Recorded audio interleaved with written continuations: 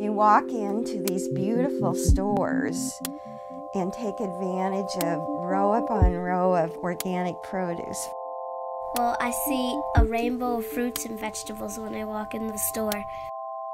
I was pushed around in the stroller quite a bit. I remember, putting things on the shelf. And so it was... I made him do work sometimes when he was like about 5 years old. In the mornings, we'll go and do a wheatgrass shot to get that fresh and get our bodies going. Whenever I'm in a place, any place there's a co-op, I always go in there. And, I know all about marketing and you put the displays here and all of that. I'm less interested in that. I'm more interested in who's working here. How old are they? I wonder what their story is. I'm so happy they're continuing the work that we started, 30 or 40 years ago. I'm gonna stay fit. Matches my personality. And because you get ladies. Ryan, I'm sorry. Customer this morning was asking if we gave our employees Happy Pills. He goes, I've only been in here twice, and each time everybody is very happy. I've been working here for 11 years. I enjoy it so much that I just stay. I've learned to adjust to the organic background. Like I eat quinoa, which I never knew what that was, but it's actually pretty good. Mississippi Market has 2 stores in St. Paul. We have 14,000 member owners. We employ 200 people. Last year we had $27 million in sales. Of that, we spent $7.5 million on food and products from local farmers and Minnesota-owned businesses. We offer classes, fresh organic foods. We have a delivery service to the whole Twin Cities, and we've been doing this for 35 years.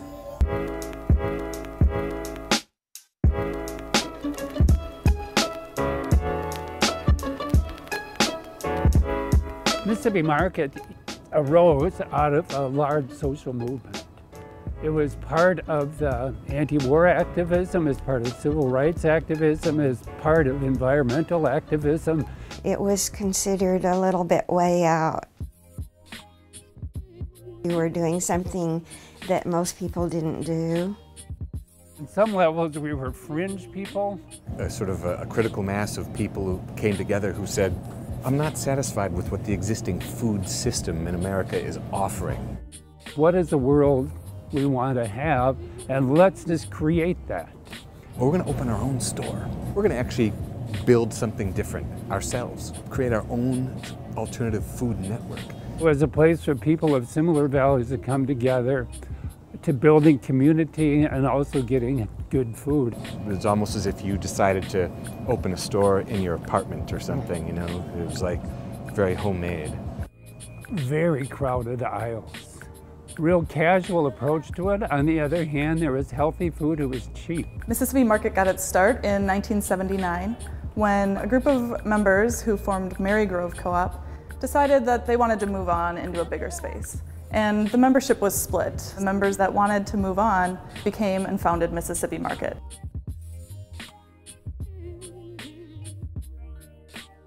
You were with a group of people that had a shared sense of mission about what the store was for. And when the Mississippi Market opened, it brought all that feeling with it, but in a little bit more space, still really tiny. The whole concept of healthy eating was beginning to make inroads into mainstream consciousness. Those stores left a big impact on the immediate neighborhoods. People began to use the co-op. So everybody that worked at the store was the manager. That worked fine when we were a small place, but as we started to grow, we needed to develop expertise. In some ways, we grew up as an ideal, and we're kind of making it up as we went along because we're a bunch of, either hippies or activists or something. Let's do this because there's a need for healthy foods. There's a need for inexpensive healthy foods. Started principally as a cashier, eventually became a finance manager because no one else wanted to do it. We're a $2 million a year business. Someone had to do budgeting. You were on your feet all day. You probably weren't taking a break of any kind. You were doing 10 things at once: inventory management, marketing, customer service. And if it was busy, I was going up to the registers and cashiering. We were offering something that, the mainstream business, supermarket industry wasn't offering. We got busy.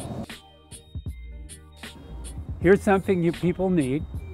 Here's values that people aspire to. Here's a place that you come in and are recognized. It was an ideal community organizing tool. It was great for a number of years, but as the membership grew, we outgrew it. The co-op found a space on Randolph Avenue and moved into that location in 1991. To me, it wasn't about let's get big to be big. Let's get big because we can bring this food, these services to new communities, to more people. We can bring our values to new communities, to new people. We can get better deals on prices so we can actually then offer lower prices. We can have the capacity to offer our staff higher wages, better benefits. It was a desperately needed move because we had just totally outgrown the space. It was so busy. The whole community outreach part wasn't really something we had either the skills or even the time for. And all of a sudden, people need health insurance, more than $4 an hour. And the city really wanted to go up in Selby. They were in the process of redeveloping that neighborhood, and they wanted a solid business at that corner. And so the store opened.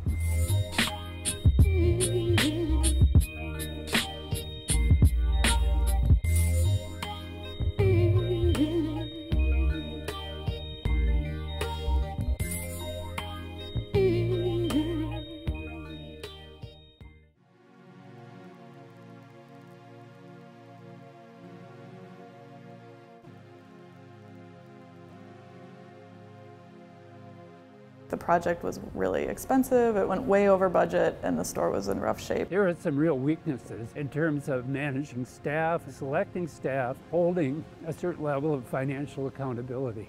And plus the city started making some unreasonable demands that caused the costs to go up, that the cash flow was getting serious. And then there was a point where Mississippi Market was about ready to go down. Desperation. That is not an exaggeration. Another year on that track, out of business. Gail Graham, I think, was working at Seward at the time. Gail came over, took everything by the reins. She had the skill set. She'd been through 2 expansion projects already. One of the first things that we did was let our members know things aren't going well. And we need more capital to ensure that this cooperative that you've cherished for so many years can remain open. We were able to bring in about $165,000 in member loans within about a 6-week period of time. People really rallied because the co-op is something that they really care about. It's an important part of their community, and it continues to be important to our community. They decided that the best thing to do was to sell the Randolph building to get that cash influx. From 1999 to 2009, we were not only able to recover our footing from a rough financial time, but build our capabilities to continue to grow and expand.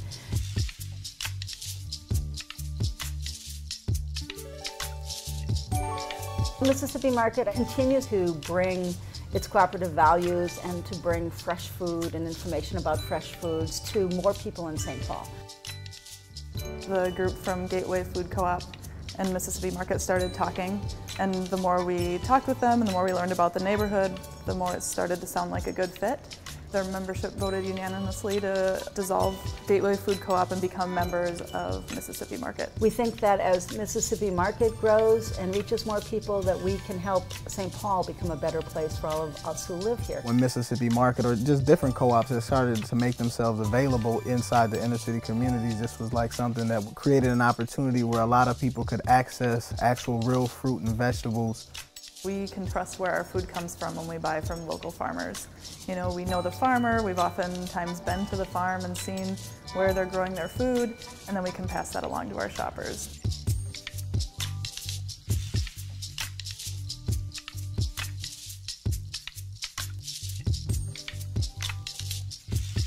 Now, since we've grown, we've been able to work with more farmers. It's been really great to watch that growth happen and to be a part of that growth. With growth comes more product availability. There only used to be, red organic apples and green organic apples, but now you have Fuji, Sansa, we have local Honeycrisp and Sweet Tango now. When we grow our stores, we're able to increase the number of jobs that we create, and we pay St. Paul's living wage, so we create good jobs. Co-ops now are able to support their workers. They are able to make a career out of it. I had a professional career for, I don't know how many years, and I've never felt like that could ever top my experience here. I've had opportunities to grow here in different ways that have been really fun. The business has really advanced. We probably are selling more local products today than we were when I first started in the business. I think there's a lot more conversation going on about food choices and what people are taking home with them. You get to know the customers by a first name basis, and you get to know their kids. I love my people here. If I wouldn't feel proud, I don't think I would last 11 years. The customers, we have actually the greatest customers here at the store. The people that are there today are every bit as well-informed and thoughtful, salt-of-the-earth people. Seeing the same people every day and knowing their names, it's a place to kind of to grow relationships, to build new ones, and it's all centered around the food, which is really important. Can I tell you a story that I think actually, because I know what you're doing here, it's Ben, right? Yeah. This pear guy. The pear guy? Yeah. So do you remember when I came in and I wanted to make a pear, like a pear galette? You want a galette, and we were talking about the Bosc pear versus, I think it was an Asian pear.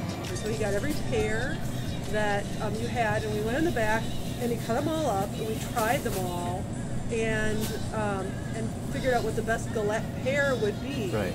So now I'm just crazy about Ben the pear guy, because I cannot believe, where do you go where people are slicing up the produce for you to help you find the best pear? That's true. And then teaching you about the different kinds of pears.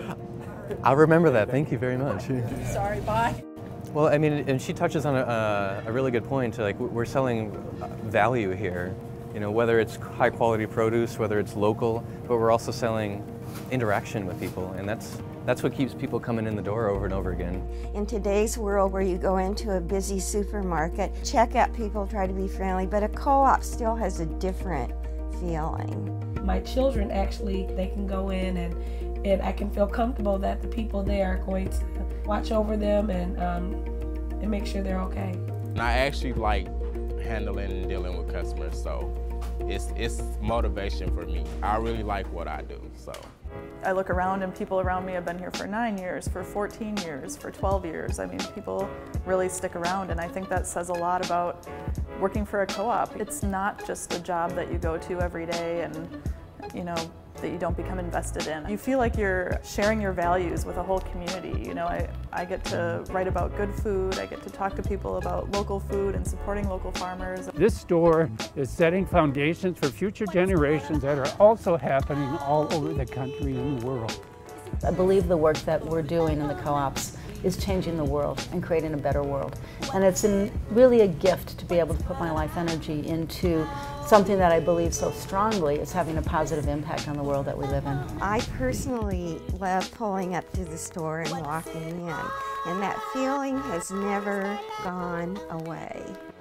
And I don't think you can say that about a lot of our busy so-called commercialized, you know, a grocery store is a grocery store. It's not always, but a co-op is a community. Going into a co-op, seeing the people there buying healthy food, seeing the staff that is probably the 3rd or 4th or 5th generation of staff of Mississippi Market continue to work, continuing to make a livelihood at that store, that's a gall dang reason to hope.